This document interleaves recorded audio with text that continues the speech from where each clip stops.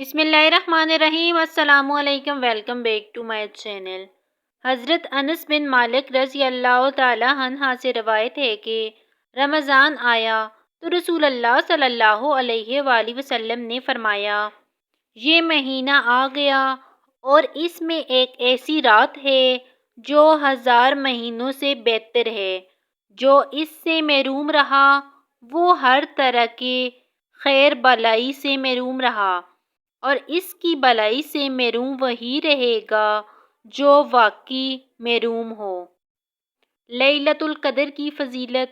اس مہینے کی افضل ترین رات لیلۃ القدر ہے، جس کا ذکر قرآن مجید میں بھی سورۃ القدر میں ہے۔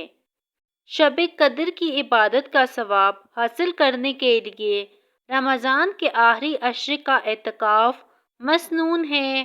تاہم اگر کوئی شخص اعتکاف نہ کر سکے تب بھی راتوں کی عبادت، خصوصاً طاق راتوں کی عبادت میں سستی نہیں کرنی چاہیے۔